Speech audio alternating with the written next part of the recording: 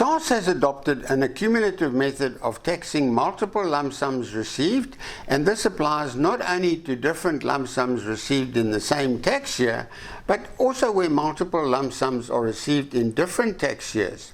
That is why this calculator allows you to enter amounts into the fields for previous tax years. We must add together all lump sums received in the tax year, and the accumulated total will be taxed using the set of tables applicable to the lump sum which you indicate as having been taken last in the current tax year. You have control over which set of tables the calculator will use, and whichever T you select will decide the set of tax tables to be used. In cases where more than one lump sum was taken in this current tax year, then you must set the T button to the set of tables applicable to the lump sum taken last in the tax year. Switching between selecting these T buttons allows you to switch between tax tables used on the total of all lump sums taken. With different lump sums received maybe days apart in this current tax year, this may prove useful in matching the figures produced by SARS's choice of tables used.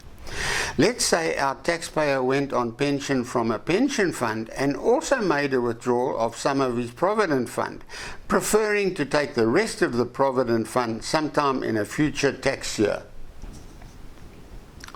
The code 3920 pre-retirement withdrawal of 100,000 Rand from the Provident Fund is entered in the resignation column. The 500,000 Rand pension lump sum is shown in the retirement column. As this 500,000 Rand pension lump sum was taken last in the tax year, we have selected the T button in the retirement column. This means the retirement benefit tax tables will be used for the accumulative total of the lump sums.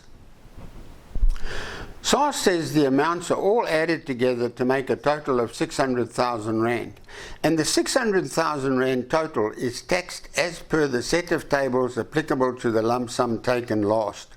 We selected the retirement lump sum as being taken last, and you can see that we indicated it as the T, so the retirement set of tables will be used. The first 500,000 Rand of the lump sum amount is tax-free. The balance of 100,000 Rand is taxed at 18% to give a tax of 18,000 Rand. We now have to use the same set of retirement tables to work out the tax on all the lump sums taken prior to the lump sum taken last.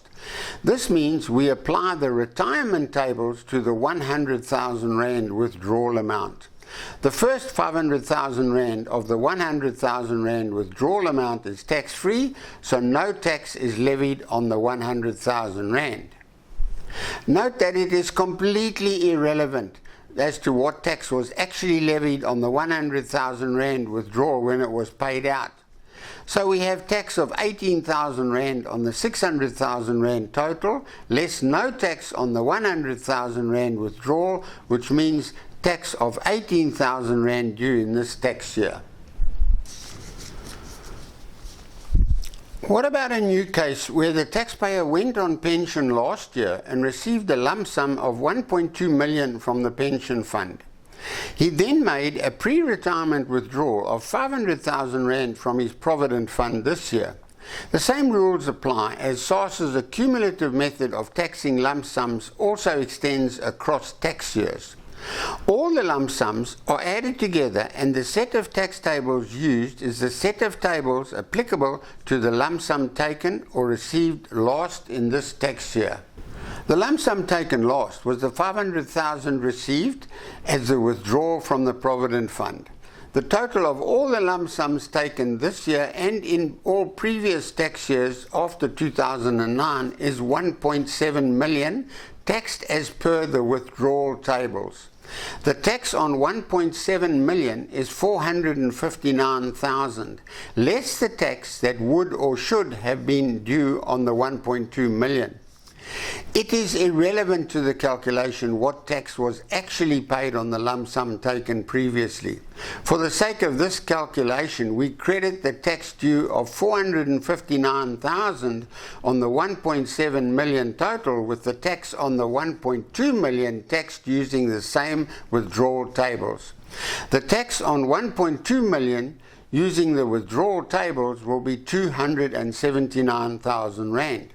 Subtracting the 279,000 from the 459,000 means that the tax due on the 500,000 Rand lump sum taken this year is 180,000 Rand.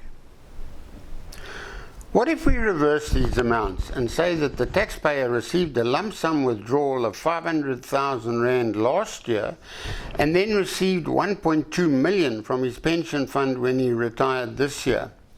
Once again, we work out the tax on all the lump sums added together, but this time we use the retirement set of tables on the accumulated 1.7 million total. The tax is 364,500 Rand. From this, we have to subtract the tax on the 500,000 Rand lump sum taken last year using the same retirement set of tables.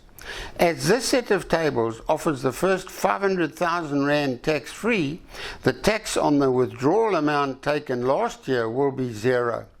Therefore, the tax on the 1.2 million amount taken this year will be 364,500 Rand less zero.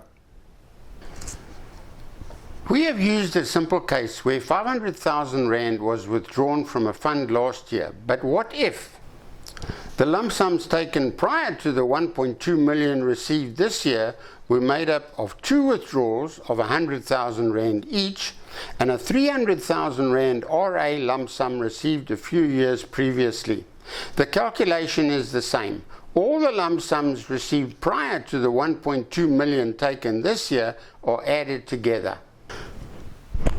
One more example I'd like to show is where the taxpayer received a 300,000 Rand lump sum on retiring from his pension fund last year and then made a 200,000 Rand withdrawal from his provident fund this year. One would be mistaken in thinking that after receiving the 300,000 Rand retirement amount last year, that our taxpayer was still entitled to another 200,000 Rand tax-free in future. This would be true if the lump sum taken in future was also a retirement lump sum. Remember that the first 500,000 Rand tax-free only applies to retirement lump sums.